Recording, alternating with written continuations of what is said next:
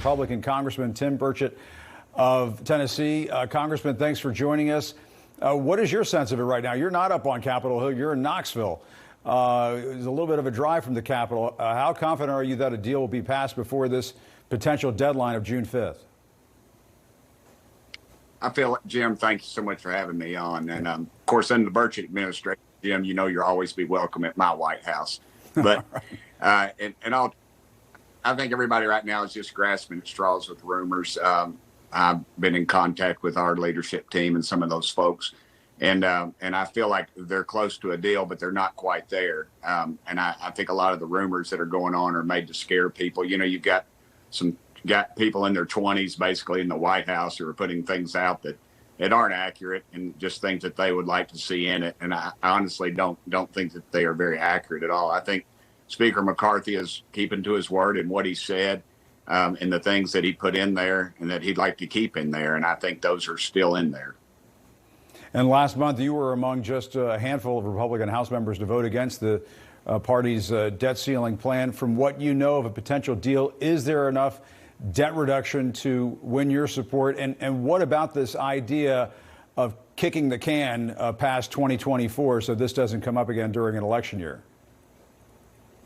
And the 2024 thing has been in conversations for a few days now. I think that could pull a lot of people off of it, actually. But, I mean, just to be honest with you, Jim, since I've been in Washington, the Democrats, they're the carrot and the stick party, and they do it very well. And if the president calls, I don't see them bucking. If he cuts a deal, I think they'll phrase it and they'll use their wordsmiths enough to where they will all vote for it. And the vast majority. I mean, you might have the squad or a few of those hold out, but that's all you'll see. And Hakeem Jeffries is, he's the one in the spot right now because, I mean, the Democrats are really pushing. I mean, their side is more IRS agents. I mean, that's how we'll spin it. More IRS agents, more regulation, and more spending. So I think Kevin McCarthy is in a very powerful position right now. Well, you talked about the Democrats. Let's talk about the Republicans. Let's play a bit of what then President Trump said on the national debt almost 5 years ago. The economy, we can go a lot higher. And, people don't talk. We have $21 trillion in debt. When this really kicks in, we'll start paying off that debt like it's water. We will start paying that debt down. Congressman, former President Trump, then President Trump, promised to pay down the debt. He never did it. In fact, under President Trump, it climbed from about $20 trillion to about $28 trillion, now stands at about $31 trillion. Doesn't your party and former President Trump have a credibility problem when it comes to this issue of the national debt? We're all at blame, Jim. I voted against under Trump, and I voted against the budgets actually under him. I have a track record of that. Some people have the mentality just paying the interest. I don't. We're Tennessee. We pay our debt. We're a balanced budget state. I spent 16 years in the legislature, and we balanced the budget under Democrats and under Republicans. We balanced the budget every year. And now we thought so much of it, they put it in the Constitution that you have to balance the budget. So it's a reality, though, that both parties run it up. And they call it one thing or the other. They say, the sacred cows. And, of course, I don't find any sacred cows. I'd like to see some cuts at the Pentagon, and everybody seems to say, whoa, Burchett, you can't do that. But the reality is we need to start seeing some of that, too.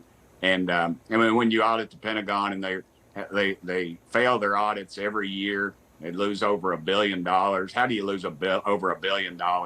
And it just goes unchecked. And we're all to blame, Jim. There's plenty of blame to go around.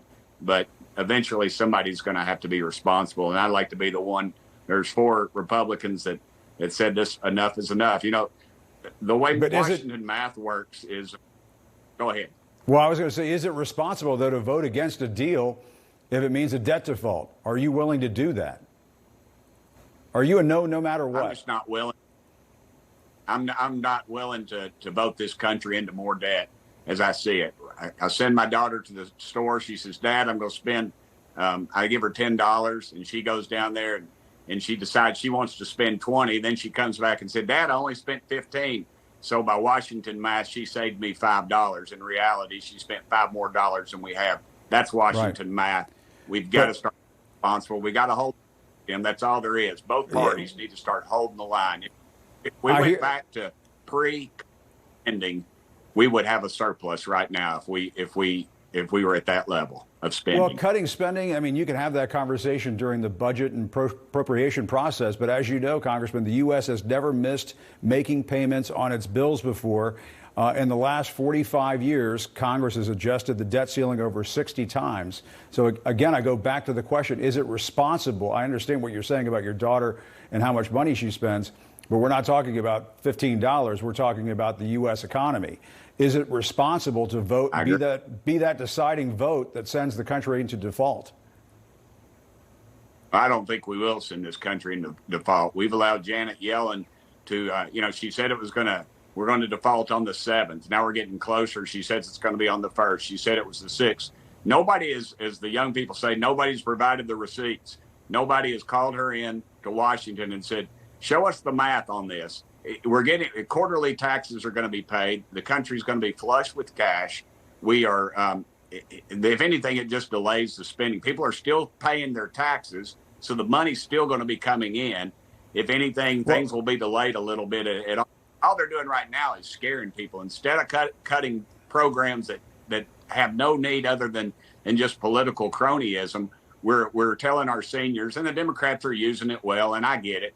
They're telling the seniors they're going to be cut and our veterans are going to be cut. And nothing could be farther from the truth. And that's just the cruel reality of politics. Are most vulnerable to. Yeah, but I'm trying to get a sense of this. Do you think that the debt ceiling is an artificial thing, that it's not real, and that a default would not have devastating consequences? Is that what you're saying? I think the debt ceiling it's just a created thing to hold us into responsible and to check. But the reality is, Jim, neither party is responsible. We've got to get back to some fiscal sanity in this country. It's just that much. We cannot keep spending at these levels. Again, if we went back to levels pre-COVID, we would have a surplus now and we'd be paying down our debt. What have we added since before COVID that is so important right now? Nothing. We need to get back to reality and stop spending money out of control. That's the bottom line. And if it takes taking a vote, I'll vote. I voted to shut the government down under Trump, and I do it under Biden. But this is not a government shutdown. This is a default. So you're saying no matter what happens, you'll vote for default. The reality is not a default. It's a delay. Just like in business, you put something off, you pay it off. If you can't pay it off this week, we pay it off next week. And this is irresponsible for us to say anything other than that. And frankly, it's irresponsible of the president to say we don't negotiate. When under President Obama, he was the chief negotiator in 2011. And so I believe that we have a history of doing of negotiating this thing. And yet this White House is putting out the message that we've never done it. And that, again, it's these 20-plus-year-old negotiators and people that have his ear in the White House that have no memory of anything that's happened prior to last year. But one final question. If the speaker calls you and says, I know how you feel about the debt and spending and all of those other things, but Congressman, I need your vote, are you going to tell your speaker no? I did the last time. And I was one of four that did. I sat in his office and I told him no multiple times. And we went through the scenarios, and I told him up front, I've been telling him this for weeks, and this is nothing new. All right, Congressman Tim Burchett, down in Knoxville, Tennessee, not up on Capitol Hill. So that probably tells us a vote is not